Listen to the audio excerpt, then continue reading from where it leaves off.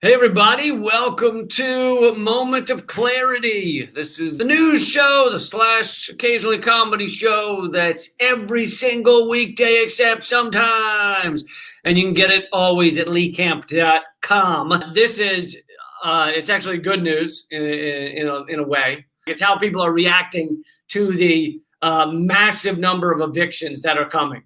Obviously, people across this country and to some degree around the world, but the United States perhaps has it worse, are getting evicted or are on the chopping block to lose their homes, lose their apartments, lose their housing. The estimates range from 28 million to 40-some million people facing eviction. The CDC claimed that there's a halt to evictions until January. However, that's in a lot of ways not true for a lot of people. It's true for some people, but for one thing, they can bring you to court and demand, no matter what the CDC said, that they're kicking you out anyway. And if you have a shit judge, which most people end up with a shit judge, they'll just be like, yeah, kick them out. Who cares? Because the job of most judges is to defend the empire, and the empire is all about unfettered capitalism, and unfettered capitalism is about kicking you out on your goddamn ass because a pandemic cost you your job. That's how capitalism works. That's how this garbage dumpster fire of an economy works. Kick you out because of something that was completely out of your control. So people are fighting back. People are standing up, and that's what I want to show you. It's happening differently in a lot of cities. The fighting back is truly incredible. Okay, so this is what's happening in Kansas City. So these are the courts, because in order to kick someone out of their apartment, usually they take you to court, and usually the judge just signs off on it, bang a gavel, get the fuck out, all right, see you later, good luck living under a bridge. And they just do that all day long. And so these activists ran up and chained the court closed.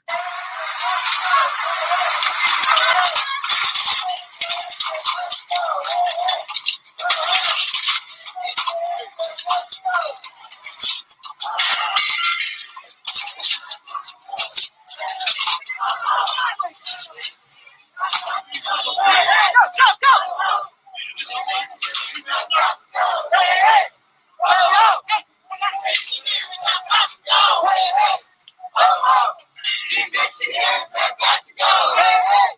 Oh, oh. Eviction hearings have got to go. Hey, hey. Oh, oh. Eviction hearings have. That is in Kansas City. Those fucking heroes went and chained to that courthouse closed to stop the evictions, which I think is goddamn incredible. That's exactly what needs to happen. People standing up, fighting back, stopping these evictions however you can. Stand up for your neighbors.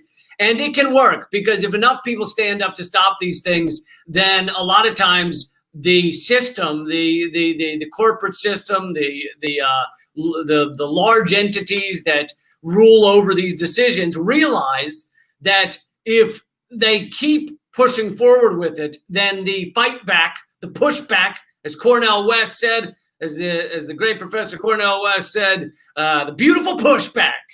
If they realize that the beautiful pushback will be more powerful, then they start to worry that the whole system could devolve, that it could start to lose its authority, its sheen of authority that it has plastered over its face like a cucumber mask at a spa.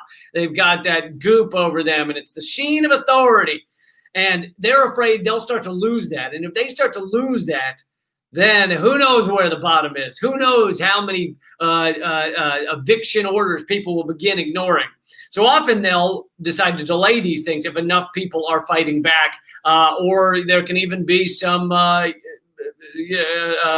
rent forgiveness and things like that. People are fighting for rent forgiveness. That's another thing that's going on in various cities. And for those of you who are I'll be considerate. I'll be cordial, and I'll say not bright enough to understand that this is what fucking heroes look like. These people chaining this courthouse, and you are saying things like, "Oh, they're breaking the law. The law's the law. Don't do the crime unless you do the time. Or whatever the fuck. These laws are disgusting. And they're tearing lives apart. And so if you actually want to get in a discussion, a moral discussion, as to what someone should do ethically, if there's a law that is wrong, that is destroying lives, then that law should be broken. It is a moral obligation to break a law that is wrong. And so to watch courts across this nation throw people out of their homes endlessly while we're in the middle of a pandemic, while the economy is nearly shut down for a lot of people, while the so-called first line, workers, the necessary workers, the essential workers have to be out there. They're often the ones earning minimum wage, right? Many of you may be them. They're often the ones that are earning the lowest level, while the CEOs rake in 200, 300, 400 times what your average worker gets. And yet apparently the essential workers are the ones who are going broke during this time.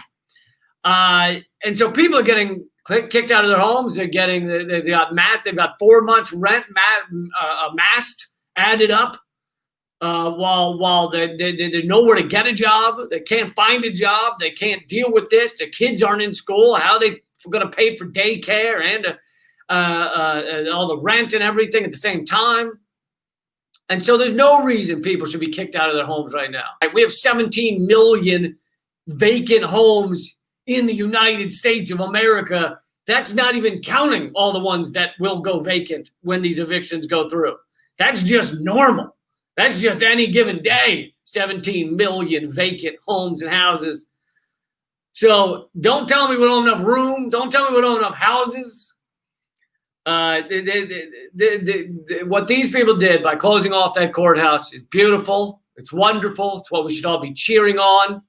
And that's just one example.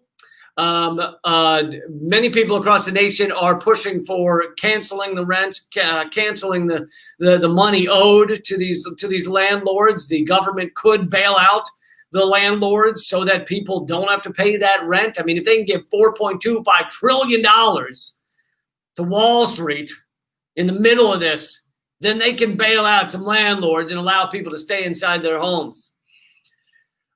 In Los Angeles, I'm going to go through some more examples. So that was Kansas City. In Los Angeles, they have created rapid response teams that are going to places where the cops have come to kick people out of their homes and apartments, and they're going there and they're showing up as quickly as possible. And sometimes they're putting their bodies in the way, creating a physical blockade between the police and the tenants. But more often than not, what they're doing is just talking to the cops about what the rights are that the tenants have.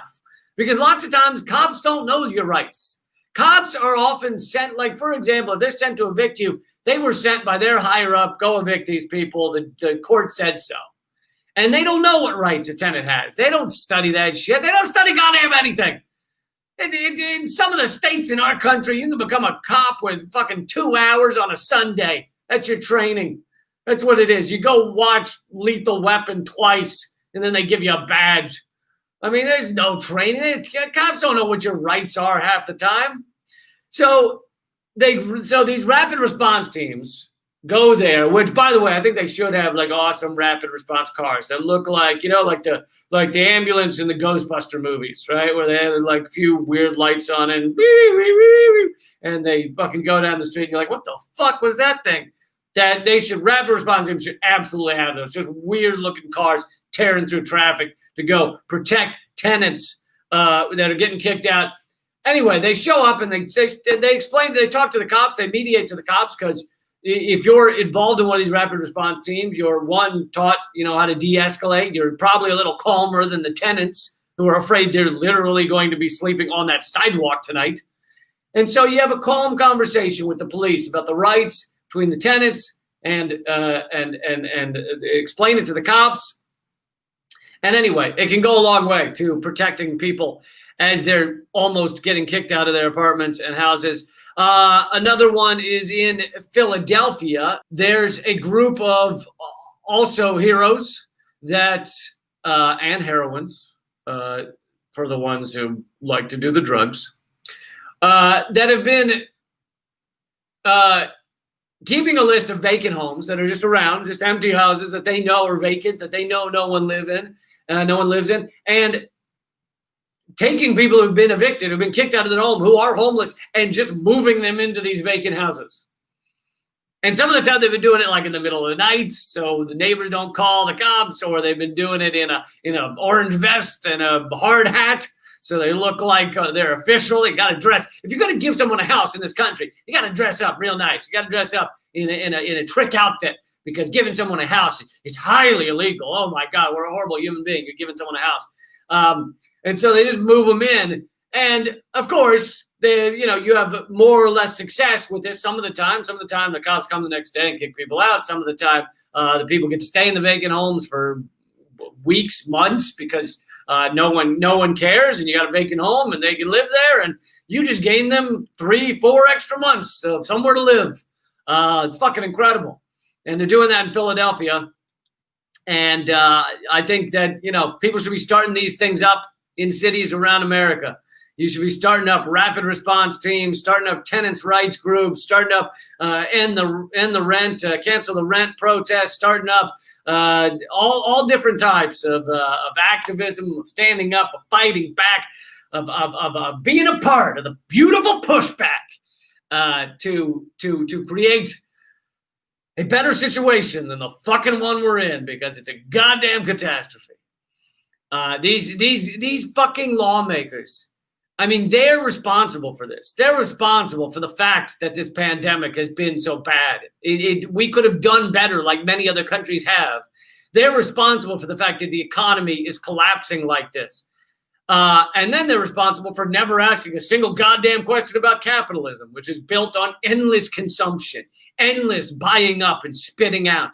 And the moment it stops, the moment it pauses, the moment people say, hey, don't go to a restaurant tonight, all of a sudden everything starts collapsing down around you, because the system is based on endless greed, consumption, production, and waste. That is it. There's no accounting for our sustainability, no accounting for our future, no accounting for a livable world. None of that. None of that's even considered. We have an economic system built on just fucking trash ideas.